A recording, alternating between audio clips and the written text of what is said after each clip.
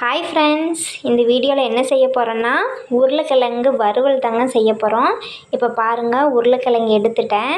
உருளைக்கிழங்கோட மேல் தோல் எல்லாம் சீவி எடுத்துக்கலாங்க. இந்த உருளைக்கிழங்கு வறுவல் தயிர் சாதம், லெமன் சாதம், ரசம் சாதம் எல்லாத்துக்கும் டேஸ்ட்டாக இருக்கும். இப்போ பாருங்கள், உருளைக்கிழங்கையும் வெங்காயத்தையும் உரித்து வச்சுட்டேன். உருளைக்கிழங்கு உங்களுக்கு என்ன சைஸ் வேணுமோ அந்த மாதிரி கட் பண்ணி எடுத்துக்கோங்க. பெரிய பெரிய சைஸ் வேணாலும் எடுத்துக்கலாம். நான் இப்போ ரொம்ப குட்டி குட்டியாக கட் பண்ணி எடுத்துக்கிறேங்க.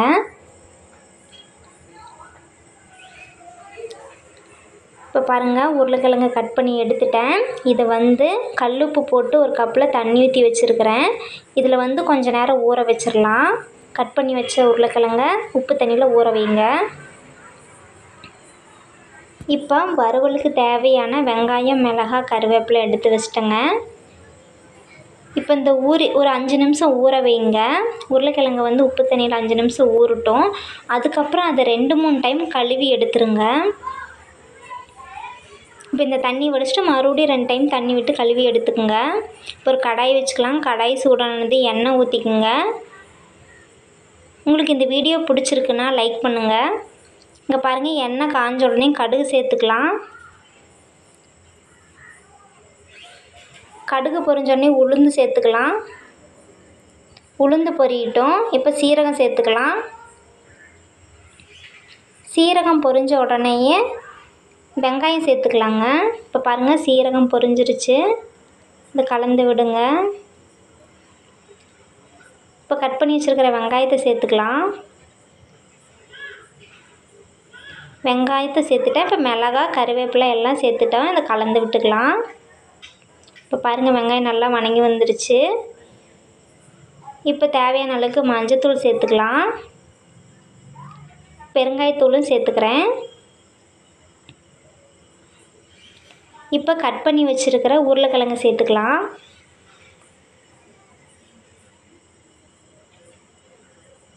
அவ்வளோதாங்க. இதை நல்லா கலந்து விடுங்க. இது வரைக்கும் நம்ம சேனலை சப்ஸ்கிரைப் பண்ணாதவங்க சப்ஸ்கிரைப் பண்ணிக்கோங்க. வறுவலுக்கு தேவையான உப்பும் சேர்த்துட்டுங்க.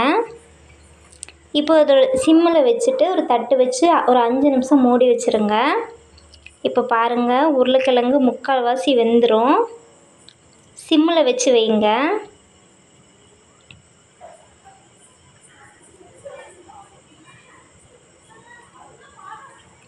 இப்போ பாருங்கள், சாம்பார் மிளகாத்தூள் சேர்த்திக்கிறேன். கொஞ்சம் கொத்தமல்லி தூள், கொஞ்சம் கரம் மசாலா தூள் எல்லாத்தையும் சேர்த்து நல்லா கலந்து விடுங்க.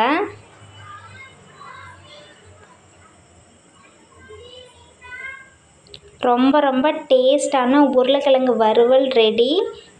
இங்கே பாருங்கள், அவ்வளோதாங்க. உருளைக்கிழங்கு நல்லா வெந்திருக்கும். ரொம்ப ரொம்ப ஈஸியாக செஞ்சிடலாங்க. நீங்களும் செஞ்சு பாருங்கள். தேங்க்ஸ் ஃபார் வாட்சிங்.